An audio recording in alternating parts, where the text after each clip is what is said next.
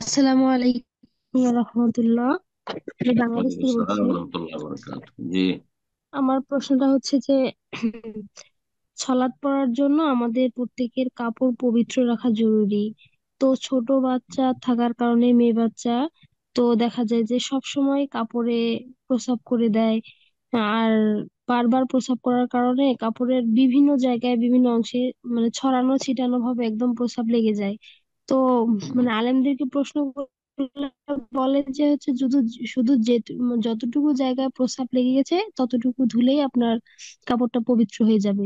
কিন্তু বাচ্চারা তো আসলে মানে শুধু সামান্য একটা জায়গায় যে প্রসাব করে দিচ্ছে এমনটা না। দেখা যায় প্রসাব করার সময় এমন ভাবে প্রসাব করে দেয় বিভিন্ন জায়গায় ছড়ানো ছিটানো লেগে যায়। তো কাপড়টা যে যখন কাপড় আমি বদলে পবিত্র নেবে, করি আর কাপড় কি, বদলে নেবে। তখন এই পদ্ধতি অবলম্বন করি যে মানে আমি যেটা করি যদি সেটা একটু বলি। আমি সেটা যেটা হচ্ছে যে আপনাকে জিজ্ঞেস সাধারণত করছি, ট্যাপের বা কাপড় ঝর্ণার বদলাতে নিচে অসুবিধা ধরে। কি? শুনছেন না আমার কথা? কাপড় বদলাতে না, অসুবিধা আছে? জি কাপড়ের শুনতে অভাব পাচ্ছি। আছে? না, আসলে সেরকম না, কিন্তু কাপড় না, বদলানোর যদি অভাব চেষ্টা না করি কিন্তু থাকে তো ওই উত্তম হচ্ছে কাপড় কাপড়। বদলে নেওয়া। কাপড় ধোয়া কার জন্য? যার ধরেন একটি কাপড় আছে, এখন এই কাপড় বদলে আরেকটা কাপড় পরবে করতে, কাপড় নাই তার, একটি কাপড় আছে, এটি কাপড়। অথবা সে দূরে সফরে আছে, কোনো জায়গায় আছে আর কাপড় নাই বেশি, তখন ওই নাপাক জায়গাটা ধুয়ে নেবে। আর কাপড় বাড়িতে মেলা আছে আর খামাখে শুধু নাপাক জায়গাটা ধুইবেন আর ওই সেই কাপড়টা, ভিজা কাপড়টা পরে থাকবেন, কিছু ভিজা আছে কিছুতে সন্দেহ হচ্ছে, না না, মোটেই না।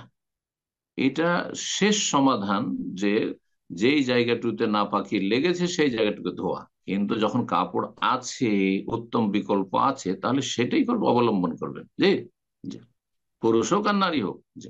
জাযাকাল্লাহ খায়ের। হ্যাঁ, মানে আমি আসলে বলতে চাচ্ছিলাম সাধারণত ওই কাপড়টা যে আমরা আর পবিত্র করব না এমনটা তো না, কিন্তু ওই কাপড়টা পবিত্র করার নিয়মটা আসলে জানতে চাচ্ছিলাম যে ওই কাপড়টা তো সাধারণত থাকতে হবে, তো সেক্ষেত্রে কাপড়টা পবিত্র করাও নিয়ম জরুরি। নিয়ম হচ্ছে যে ওইটাকে বদলে দেন, আর একটা ভালো কাপড় পরেন, ওটা ধুয়ে দেন, এটা সবচেয়ে ভালো। আর যদি এটা করা সম্ভব না হয়, যেমন ডিউটিতে থাকে অনেকেই, আর কাপড় নাপাক হয়ে গেছে, তাহলে কি করবে? কোথায় কাপড় পাবে? সেই কাপড়টাই পরে আছে, তখন ওই জায়গাটুকু ধুয়ে নেবে। বুঝতে পারছেন? বা আপনার কাছে কাপড় নেই, অভাব আছে, অথবা আপনি কোন জায়গায় বাইরে গেছেন, সেখানে একটি কাপড় আছে আর পেশাব করে দিয়েছে বাচ্চা, ওইটুকু জায়গায় ধুয়ে নেবেন। আপনি শুধু একটি কথা বলছিলেন যে আমি এই কাজটা করি, কি করেন আপনি? আপনি কিভাবে করেন, পাক করেন কাপড়? জি।